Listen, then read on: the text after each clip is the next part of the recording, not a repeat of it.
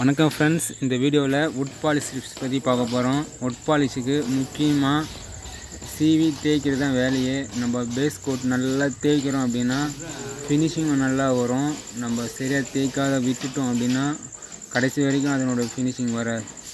இது நல்லா பாருங்கள், அழுக்கெல்லாம் இருக்குது, சிமெண்ட்லாம் இருக்குது, பொசல்லாம் இருக்குது. அதெல்லாம் க்ளீனாக இழைக்கணும். அப்படி இழைக்க முடியல அப்படின்னா நல்லா தேய்க்கணும். தேய்ச்சா மட்டும்தான் ஃபினிஷிங் நல்லாயிருக்கும். நம்ம ஆரம்பத்திலே தேய்க்காமல் விட்டுட்டோம் அப்படின்னா கடைசி வரைக்கும் அது ஷைனிங் வராது. ஒரு சில டோரு ஃபர்னிச்சர்லாம் பொசலாக இருக்கும். என்ன தான் பொசலாக இருந்தாலும் நம்ம அதிகமாக மெட்டீரியல் பாலிஷ் மேலே லேயர் ஏற்றினாலும் அது ஷைனிங் வராது.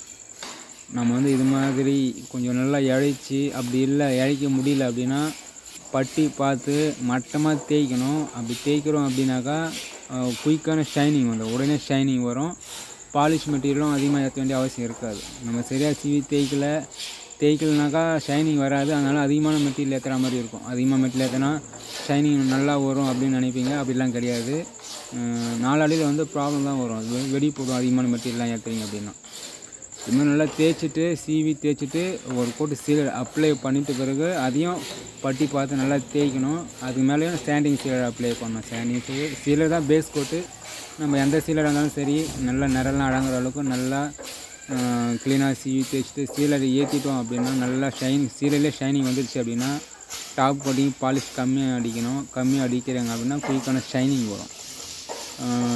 நம்ம சீவி சரியாக தேய்க்காத, சரியாக சீலர் ஏற்றாத, நம்ம பாலிஷ் மெட்டீரியல் அதிகமானு கிடையாது, சரியாக சீவி தேய்க்காத சீலர் ஏற்றாமல் நம்ம பாலிஷ் பண்ணுறோம் அப்படின்னா ஷைனிங் கம்மியாக இருக்கும்.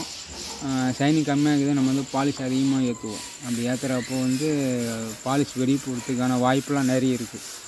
அதெல்லாம் கொஞ்சம் நம்ம கவனமாக செய்யணும். இந்த வீடியோவில் என்ன சொல்ல வரேன்னா, தேய்க்கிறதுல வுட் பாலிஷுக்கு குறைய வைக்காதீங்க. தேய்க்கிறது தான் நல்ல ஒரு வேலை.